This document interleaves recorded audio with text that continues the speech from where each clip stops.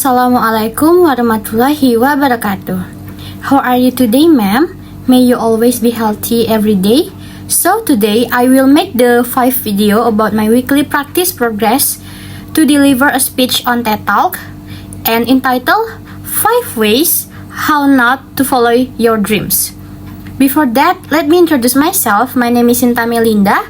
You can call me Sinta. I'm from class R2 and with student identification number is C1A024022 and enjoy watching the video. I dedicated the past 2 years to understanding how people achieve their dreams.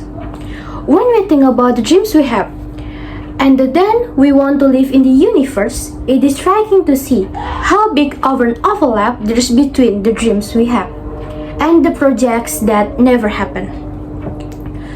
Before I continue, let me introduce myself. My name is Sinta Meilinda. You can call me Sinta. I'm from class R2 and with student identification number is C1A024022. So I'm here to talk to you today about 5 ways how not to follow your dreams. 1. Believe in overnight success. You know the story, right? The Dutch guy built a mobile app and sold it very fast for a lot of money. You know, the story may seem real, but I bet it's incomplete. If you go investigate further, the guy has done 30 apps before and he has done a master's on the topic, a PhD. And he has been working for like 20 years. This is really interesting. I myself have a story in Brazil that people think is an overnight success. I come from a humble family and 2 weeks before the deadline to apply for MIT, I started the application process and voila, I got in. People may think it's an overnight success, but the only work because for the 17 years prior to that, I took life and education seriously. Your overnight success story is always a result of everything you've done in your life through that moment. 2. Believe someone else has the answers for you. Constantly, people want to help out, right? Also the people, your family, your friend, your business partner, they all have opinion on which path you should take. And let me tell you, go through this path, but whenever you go inside, there is other ways you have to pick as well, and you need to make this decision yourself. No one else has the perfect answers for your life, and you need to keep picking these decisions, right? The pipes are invalid, and you're going to bump your head, and it's a part of the process. 3. And it's very subtle but very important. Decide to settle when growth is guaranteed. So when your life is going great, you have put together a great team, you have growing revenue, and everything is set time settled. When I launched my first book, I worked really hard to distribute it everywhere in Brazil.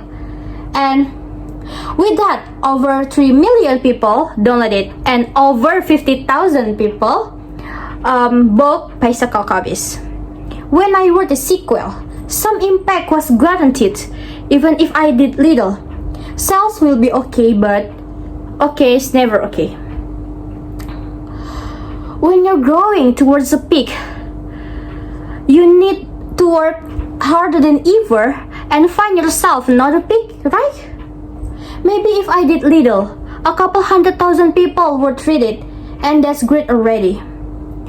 But if I work harder than ever, I can bring this number up to millions. That's why I decided with my new book to go to every single state of Brazil, and I can already see a higher peak. There's no time to settle down. 4 tips, and that's really important. Believe the fault is someone else's. I constantly see people saying, yes, I had this great idea, but no investor had the vision to invest. Oh, I created this great product, but the market is so bad, the sales didn't go well. Or, I can find a good talent, my thing is so below expectations. If you have dreams, it's your responsibility to make them happen. Yes, it may be hard to find talent. Yes, the market may be bad.